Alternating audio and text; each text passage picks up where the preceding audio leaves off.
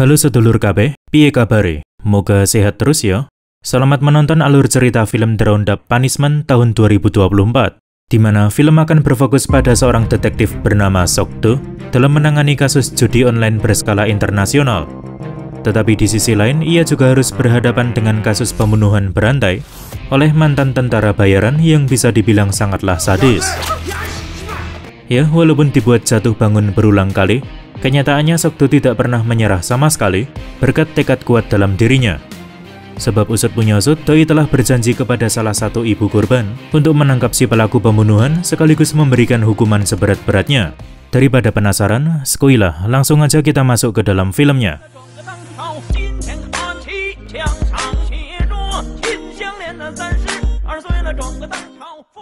Bertempat di Filipina, tampak seorang pemuda asal Korea Selatan bernama Cho Sung-jae sedang dikejar-kejar oleh 3 anggota gangster. Dan setelah berlari kelimpungan ke sana kemari, akhirnya ia berpapasan dengan mobil polisi, lalu segera meminta pertolongan. Di sini, Sung-jae mengaku telah menjadi korban penculikan, dan ia terancam dibunuh karena berusaha melarikan diri sambil membawa bukti kejahatan para gangster itu. Namun belum sempat menjelaskan semuanya, datanglah si ketua gangster bernama Baek Chang-ki yang langsung membunuh Sung-jae serta kedua polisi tadi. Berpindah ke Korea Selatan, tampak seorang detektif bernama Sok-do hendak merazia markas pengedar narkoba bersama rekan-rekannya. Ya, walaupun sempat menerima perlawanan sengit,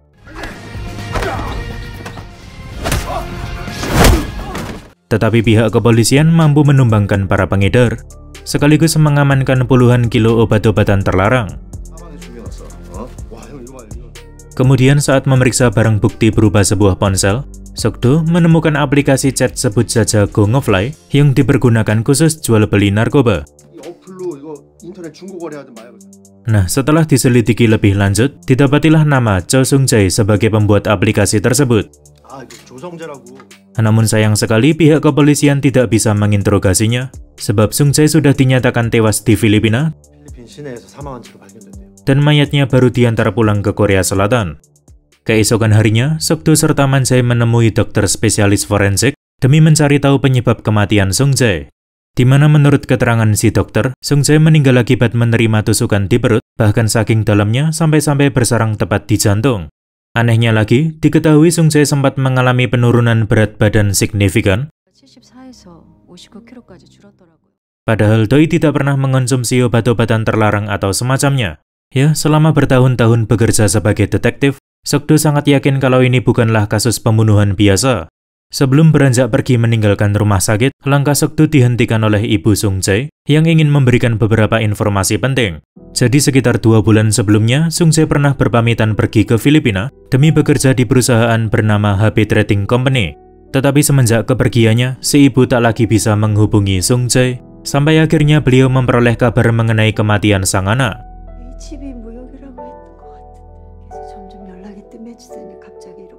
Di akhir pembicaraan, Sok-do diminta segera menangkap si pelaku pembunuhan, sekaligus memberikan hukuman seberat-beratnya.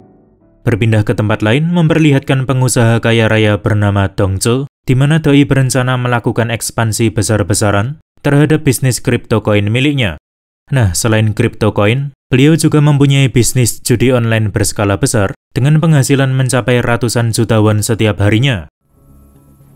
Sementara demi keamanan, Dong-chul sengaja membangun server judi online di Filipina, lalu mengutus ketua gangster bernama Baek Chang-ki untuk mengelola server tersebut. Ya, tidak lain dan tidak bukan, Chang-ki merupakan dalang utama di balik kematian Sung-jae.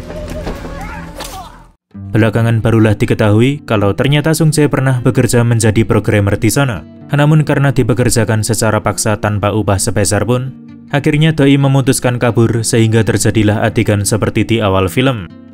Usut punya usut, Chang-ki memang terkenal kejam dalam menjalankan bisnisnya, terbukti tak kalah ia kerap melakukan pembantaian besar-besaran terhadap para pengelola situs judi online saingannya.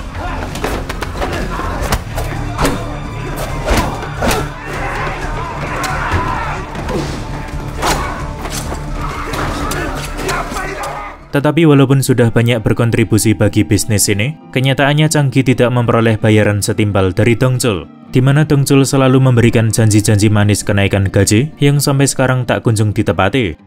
Di sisi lain, Sokdo serta kawan-kawan menerima laporan apabila gembong narkoba yang kemarin menggunakan aplikasi chat Gongofly telah berhasil ditangkap oleh polisi dari distrik lain. Dan di saat bersamaan terungkaplah kebenaran bahwa sebagai pembuat aplikasi chat Gongofly, kenyataannya Sung Jae tidak pernah terlibat dalam jual beli obat-obatan terlarang. Jadi, dahulu Sung Jae memang pernah membuat aplikasi tersebut, namun hanya ditujukan bagi kepentingan internal kampus. Siapa sangka sekarang malah diambil alih oleh pihak tak bertanggung jawab, lalu dipakai memperjualbelikan narkoba. Sementara menindaklanjuti laporan dari ibu Sung Jae, yaitu mengenai pekerjaan sang anak di Filipina, Man Jae menemukan sebuah fakta jika perusahaan HP Trading Company sudah dinyatakan bangkrut semenjak beberapa tahun sebelumnya. Sehingga bisa disimpulkan, sebenarnya Sung Jae tidak pernah bekerja di perusahaan itu. Sayangnya, ketika hendak bertanya-tanya lebih lanjut ke ibu Sung Jae, Sokdo malah mendapati kenyataan pahit bahwa si ibu sudah meninggal akibat bunuh diri. Kemudian saat menghadiri upacara pemakamannya, ada seorang petugas memberikan kertas peninggalan ibu Sung Jae yang intinya beliau mengaku tak sanggup menjalani hidup tanpa Sung Jae. Sepulangnya dari pemakaman, Sokdo menemui anggota unit cybercrime bernama Han Jisoo yang juga ikut menangani kasus kematian Sung Jae. Jadi belum lama ini, Jisoo berhasil mengakses cloud penyimpanan milik Sung Jae dan menemukan beberapa file mencurigakan. Di mana setelah diselidiki lebih dalam lagi, ternyata Sung Jae pernah membuat situs judi online, sebut saja Emperor Casino. Adegan pun beralih ke seorang pria bernama Yiso, yaitu pemilik sebuah arena permainan arcade di pusat kota. Ya, walaupun terkesan garang sekaligus dihormati oleh para bawahannya, tetapi semua berubah tak kala Sokdo datang menemuinya. Jadi, nyali Yiso langsung ciut apabila harus berhadapan dengan Sokdo. Mengingat ia sering menerima perlakuan kurang mengenakan, akibat ketahuan menjalankan bisnis-bisnis kotor. Intinya, di sini Sokdo hendak membawa Yiso ke kantor polisi demi mengajukan beberapa pertanyaan terkait judi online. Sementara kalau berani menolak, maka Sokdo akan mengkasuskan arena permainan arcade milik Yiso yang diketahui telah berbuat curang dengan mengutak-atik settingan mesin arcade agar sulit dimenangkan oleh para penggunanya. Kembali ke kantor polisi, Yiso menjelaskan apabila dirinya memang pernah memiliki situs judi online, tetapi sekarang sudah resmi ditutup. Mendengar pernyataan itu, Jisoo pun langsung bertanya soal Emperor Casino. Dan kebetulan Yiso mengetahui fakta-fakta mencengangkan di balik situs tersebut. Mulai dari pendapatan fantastis Emperor Casino yang mencapai 200 juta won setiap harinya, serta cara licik mereka dalam menguasai bisnis judi online, yaitu dengan membantai para pengelola situs judi online saingannya. Bahkan demi memperoleh keuntungan semaksimal mungkin, mereka sampai menculik orang-orang untuk dipekerjakan secara paksa di pusat servernya. Yiso pun menambahkan, jika pihak Emperor Casino pernah menyerang bisnis judi online miliknya, dan itulah mengapa ia memutuskan berhenti. Terakhir, ketika Sokdo bertanya mengenai keberadaan pusat server Emperor Casino, Yiso menjawab kalau servernya ada di Filipina, namun mereka juga mempunyai agen marketing yang mencari pelanggan-pelanggan baru di Korea Selatan. Pada malam harinya, tampak Jisoo serta Yiso menyamar menjadi pasangan kaya raya dan hendak bermain di sebuah kasino offline. Di mana usut punya usut, agen marketing Emperor Casino sering mencari pelanggan-pelanggan baru di sana. Singkatnya, setelah berulang kali memasang taruhan sampai-sampai kehabisan uang, Yiso berkata kepada Jisoo bahwa tempat tersebut sangatlah membosankan karena ia tidak memperoleh kesenangan sama sekali. Mendengar pembicaraan mereka, tiba-tiba ada seorang pria bernama Bongrim datang menghampiri sambil menawarkan permainan judi lain yang tentunya lebih memacu adrenalin.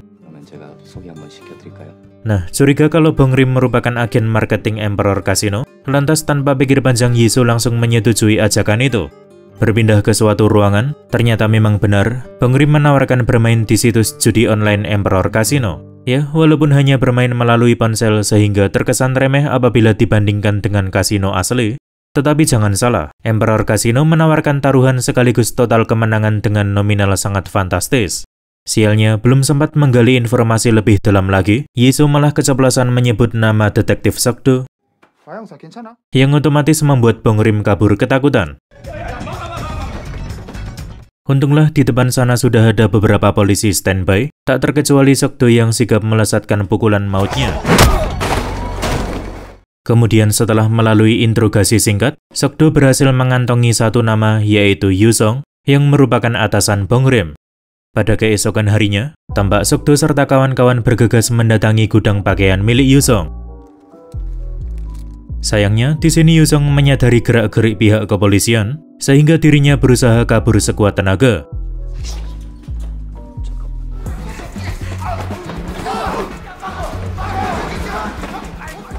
Namun ketika keluar dari gudang, Doi langsung ditampung di dalam mobil polisi. Dikarenakan tak kunjung mendapat kepastian mengenai kenaikan gajinya, Chang Ki pun memutuskan terbang dari Filipina ke Korea Selatan demi membuat perhitungan serius dengan Dong Chul. Dan singkat cerita, setelah terjadi obrolan cukup panjang antara keduanya, di sini Dong Chul menyuruh bersabar terlebih dahulu. Sebab Doi mempunyai rencana besar terhadap bisnis kripto koin miliknya yang digadang-gadang akan menghasilkan keuntungan besar. Tetapi demi mensukseskan rencana itu, Chang Ki harus bersedia menjalankan beberapa misi, dan sebagai imbalannya, Dong Chul akan memberikan semua bagian Emperor Casino. Ya, walaupun sempat merasa ragu, pada akhirnya Chang Ki menerima tawaran tersebut, sambil mengancam agar Dong Chul benar-benar menepati janjinya, atau sesuatu hal buruk bisa saja terjadi. Kembali ke kantor polisi, Sokdo memperoleh sebuah informasi bahwa ternyata Yusong merupakan salah satu sosok penting di Emperor Casino, di mana Doi bertugas melakukan pencucian uang di balik bisnis ekspor pakaian bekas bernama Yusong Company. Sayangnya, informasi hanya berhenti sampai di situ, sebab Yusong masih terlalu takut untuk menyebutkan identitas bos besarnya. Saat malam tiba, memperlihatkan asisten kepercayaan Dong Chul yaitu Jahyuk tengah menyuap seorang penguji kripto koin menggunakan tiket lotre senilai 2 miliar won. Jadi, aksi swap dilakukan supaya kripto koin milik Dong Chul auto lolos dari tinjauan dan bisa segera dilepas ke pasar jual beli global. Namun dikarenakan Jahyuk tak kunjung berhasil menghasut si penguji, lantas Chang Ki yang tidak sabaran langsung masuk ke dalam mobil, lalu membunuh Jahyuk dengan membabi buta. Jelas kejadian ini membuat si penguji merasa ketakutan setengah mati, sehingga mau tidak mau ia terpaksa menerima uang suap tadi daripada harus bernasib sama seperti Jahyuk. Meskipun terjadi aksi pembunuhan yang notabene di luar rencana awal, intinya Chang Ki berhasil menyelesaikan misi pertama dari Dong Chul. Hingga tak berselang lama, Dong Chul kembali memberikan tugas baru, yaitu membunuh Yusong yang sekarang berada di kantor polisi, sebab dikhawatirkan Doi akan membocorkan rahasia besar mereka. Keesokan harinya, tampak belasan kurir mengantarkan makanan ke kantor polisi secara serentak, dan otomatis menyebabkan kegaduhan.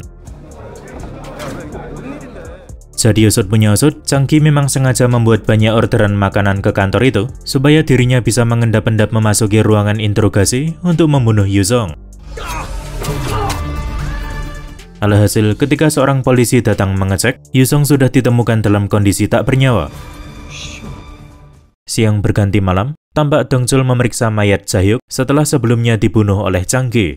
Nah, dikarenakan Dong Chul mulai kesulitan mengendalikan Chang Ki yang dari hari ke hari semakin bertingkah seenak jidat, lantas Doi mengerahkan tangan kanannya yaitu Pak Kwon untuk segera membunuh Chang Ki. Dan seperti biasa, di sini Dong Chul mengucapkan janji-janji manis, di mana ia hendak memberikan sebagian besar keuntungan Emperor Casino kepada Pak Kwon. Ya, bisa dibilang Dong Chul memang sangat lecek, mengingat dirinya kerap memonopoli serta mengadu domba para anak buahnya demi mencapai semua tujuan pribadinya. Di suatu pagi, mayat Jahyuk ditemukan oleh para petugas bea cukai berada di dalam salah satu peti kemas milik Yusong Company. Kemudian setelah dilakukan otopsi, dokter spesialis forensik yang sebelumnya juga menangani kasus kematian Sung Jae mengatakan bahwa antara Sung Jae dan Jahyuk memiliki pola tusukan identik satu sama lain, sehingga bisa diambil kesimpulan mereka telah dibunuh oleh orang yang sama, begitu pula senjata yang sama. Selanjutnya, Jaemin memberikan informasi tambahan apabila Jahyuk merupakan penasihat keuangan di perusahaan QM Holdings milik pengusaha kaya raya bernama Dong Chul. Dan diketahui pula, QM Holdings hendak mengadakan perayaan besar di sebuah hotel setelah berhasil meluncurkan kripto koin ke pasaran global. Alhasil, pada malam harinya Sokdo serta Man Jae berniat menemui Dong Chul demi meminta keterangan mengenai kematian Jahyuk. Kemudian saat menaiki lift menuju lantai 20 yaitu tempat perayaan QM Holdings, tanpa disangka-sangka Sok-do malah berpapasan dengan rombongan Chang-gi. Sebenarnya Chang-gi juga berniat menemui Dong-chul, tetapi mengetahui tombol lantai 20 sudah ditekan, lantas ia memilih turun di lantai 19 agar tidak terlihat mencurigakan.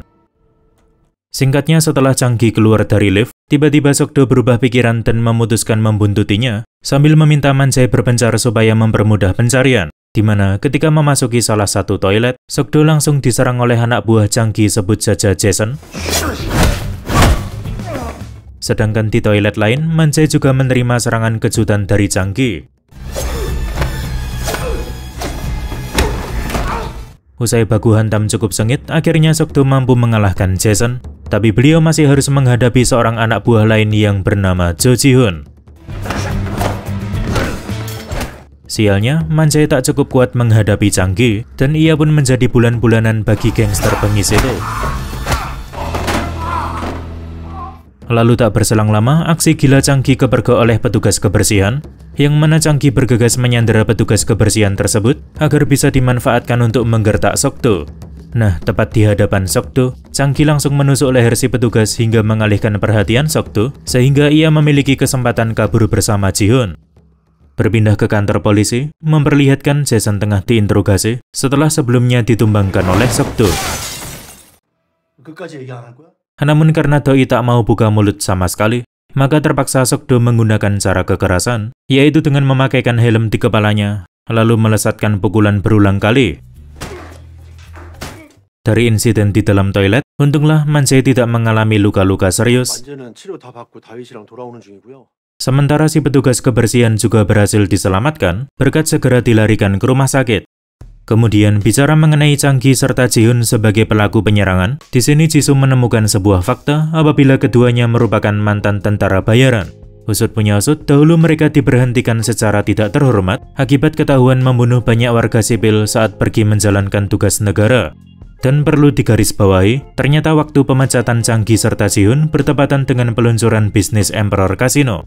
Dari sinilah pihak kepolisian mulai berspekulasi bahwa baik Chang-gi maupun Ji-hoon sama-sama memiliki keterlibatan dengan Emperor Casino, dan tujuan mereka datang ke hotel pada malam itu adalah untuk menemui Dong-chul. Jadi, Dong-chul dicurigai sebagai dalang utama di balik Emperor Casino, sebab sebelumnya memang sempat terdengar desas-desus jika beliau mempunyai server judi online di Filipina. Nah, ada pula spekulasi mengenai kematian Sung-jae serta Yu-sung yang kemungkinan besar dibunuh oleh gangster Chang-gi, di mana Sung-jae dibunuh karena menolak mengembangkan situs Emperor Casino, sementara Yu-sung dibunuh karena dikhawatirkan membocorkan rahasia Emperor Casino. Tetapi sampai di sini, pihak kepolisian masih harus mencari lebih banyak petunjuk demi membuktikan kebenaran spekulasi-spekulasi tadi. Berpindah ke tempat lain memperlihatkan Ji-hoon mulai merasa panik tak kala melihat berita mengenai kematian Sung-jae, Yu-sung sekaligus Jae-hyuk mulai berseliweran di televisi. Hingga tak berselang lama tiba-tiba lampu di ruangan padam, yang ternyata Pak Kwon datang bersama anak buahnya untuk membunuh Chang-gi. Ya, walaupun kalah dari segi jumlah, kenyataannya Chang-gi serta Ji-hoon mampu membantai habis anak buah Pak Kwon.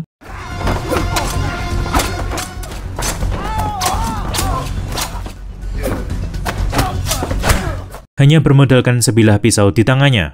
Namun alih-alih membunuh Pak Kwon, Chang-gi malah mengajak bekerja sama menguasai harta kekayaan Dong-chul daripada terus menjadi bawahan Dong-chul yang selalu memberikan janji-janji omong kosong. Keesokan harinya, tampak Sok-do telah mempersiapkan sebuah rencana di mana ia hendak membuat situs judi online dan berpura-pura menjadi saingan Emperor Casino, yaitu demi memancing kemunculan para gangster suruhan Emperor Casino. Mengingat Jisoo pernah mengatakan bahwa Emperor Casino berusaha menguasai bisnis judi online dengan menghancurkan pusat server milik kompetitornya. Tetapi sebelum melangkah lebih jauh lagi, Sok-do meminta Jisoo untuk membantu pihak kepolisian menangkap sindikat judi online, dan sebagai imbalannya, ia akan menghapus catatan kejahatan Jisoo di masa lalu apabila nantinya berhasil menyelesaikan misi dengan baik. Kemudian setelah diadakan briefing singkat, akhirnya Jisoo, Man-jae dan beberapa polisi lain terbang ke Filipina dalam rangka mengeksekusi rencana Sok-do. Ya, berhubung Jisoo mempunyai banyak kenalan di Filipina, lantas Doi bisa memperoleh gudang cukup besar dengan harga sewa di bawah rata-rata untuk dipakai mengoperasikan judi online. Sedikit demi sedikit, Yeso pun mulai memenuhi beberapa unsur penting, di antaranya seperti merekrut talent yang akan menjadi operator kasino online, menyediakan alat-alat penunjang, serta masih banyak lagi. Alhasil, hanya dalam waktu singkat, situs judi online buatan Yeso serta kawan-kawan pun siap dioperasikan.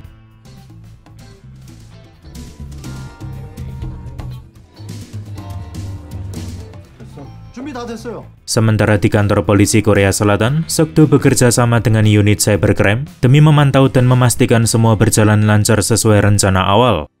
Berpindah ke tempat lain, tampak Dongchul menemui Pak Kwon, di mana Pak Kwon mengaku telah berhasil mengalahkan Chang-gi sekaligus mengurungnya di dalam sana. Dengan perasaan senang bukan main, di sini Dongchul hendak menuntaskan tujuan awalnya, yaitu membunuh Chang-gi bermodalkan seonggok pistol pemberian Pak Kwon. Namun ketika memasuki sebuah ruangan, Dongchul malah mendapati Chang-gi dalam kondisi sehat bugar, yang otomatis membuatnya merasa sangat panik. Ditambah lagi, pistolnya tak bisa digunakan sama sekali,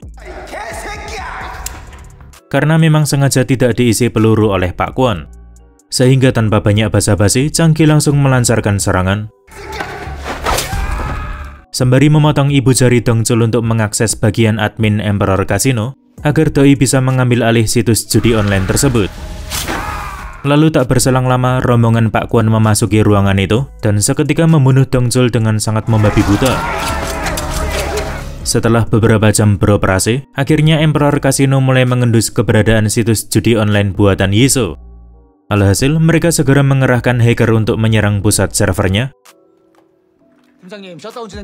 sekaligus mengerahkan gangster untuk melakukan pembantaian di tempat. Mengetahui pergerakan Emperor Casino, lantas Manjai serta kawan-kawan bergegas memindahkan puluhan talent ke tempat aman. Dan di saat bersamaan, pihak kepolisian Filipina sudah bersiap di posisi masing-masing demi menjebak gangster suruhan Emperor Casino. Singkatnya, ketika para anggota gangster sampai di lokasi tujuan, mereka hanya mendapati ruangan kosong tanpa ada seorang pun di sana. Kemudian tanpa disangka-sangka, pihak kepolisian melemparkan granat asap tepat di tengah kerumunan, selanjutnya bergegas melakukan penangkapan massal. Nah, dari penangkapan ini didapatkanlah sejumlah informasi penting, mulai dari peranan Dongchul sebagai pemilik Emperor Casino, berikut lokasi pusat server Emperor Casino. Mengetahui informasi tersebut, lantas Seokdo mengerahkan pasukan menuju kediaman Dongchul, sedangkan Manjai serta kawan-kawan merazia pusat server Emperor Casino bersama kepolisian Filipina.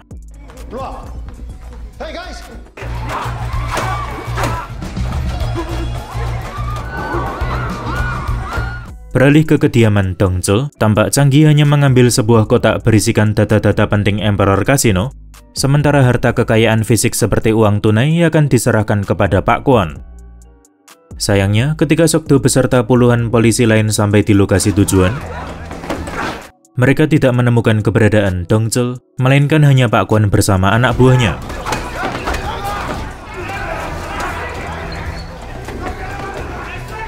Di mana setelah mengalahkan para anggota gangster itu, Pak Kwon memberitahu apabila Dongchul sudah dibunuh oleh Chang-gi, dan Chang-gi sedang menuju bandara Incheon untuk melarikan diri ke Filipina. Kemudian tanpa membuang-buang waktu, Seokdo meminta bantuan Jisoo untuk mencari tahu detail penerbangan Chang-gi. Ya, walaupun Chang-gi serta Ji-hoon menggunakan paspor palsu sehingga tidak bisa dilacak melalui daftar penumpang, tetapi untunglah Jisoo memiliki rencana cadangan. Jadi ia hendak memanfaatkan data biologi Chang-gi untuk menemukannya melalui CCTV bandara Incheon. Dan berkat bantuan polisi bandar udara, akhirnya mereka berhasil menemukan sesosok pria misterius yang ternyata cocok dengan data pemberian Yeso. Di sini, Seokdo pun menerima informasi bahwa Chang-gi menaiki pesawat Astar Air nomor 620 dengan tujuan Manila, Filipina. Singkatnya, setelah berlari terengah-engah ke sana kemari, sampailah Seokdo di kabin VIP Astar Air 620, tempat Chang-gi serta Ji-hoon berada. Nah, usai para penumpang diungsikan ke kabin sebelah, terjadilah adu mulut sengit antara Chang-gi dengan Seokdo, di mana Chang-gi merasa sangat yakin mampu menghabisi Seokdo yang hanya datang ke sana sendirian. Hingga tak berselang lama pertarungan pun dimulai, dan terlihat jelas kedua belah pihak mempunyai power sekaligus durabilitas di atas rata-rata. Yaitu ada kalanya Seokdo menguasai keadaan, Tapi ada kalanya pula ia dibuat tersudut akibat serangan brutal para mantan tentara bayaran ini. Sampai di suatu momen, Sokdo berhasil membuat Changgi tumbang sementara waktu, sehingga ia bisa leluasa menghajar Ji-hun sampai membuatnya tak sadarkan diri. Namun seakan-akan tak kenal kata menyerah, di sini Changgi kembali ke pertarungan bermodalkan seonggok pisau di tangannya. Dan karena memang memiliki keterampilan khusus bertarung menggunakan pisau, lantas Doi mampu mendaratkan beberapa tusukan ke tubuh Sokdo. Ya, walaupun memperoleh banyak luka, tetapi Sokdo terus bertarung sekuat tenaga. Sampai akhirnya beliau kembali menjatuhkan Changgi, lalu mengakhiri pertarungan dengan tendangan sangat keras, yang mengakibatkan Changgi langsung tak sadarkan diri. Sungguh pencapaian luar biasa, di mana pihak kepolisian berhasil menuntaskan kasus judi online Emperor Casino, sekaligus menangkap banyak anggota gangster yang telah melakukan kejahatan-kejahatan besar. Sehingga dengan demikian, Sokdo telah menepati janji ke ibu Sung Jae, yaitu memberikan hukuman seberat-beratnya kepada pelaku pembunuhan Sung Jae.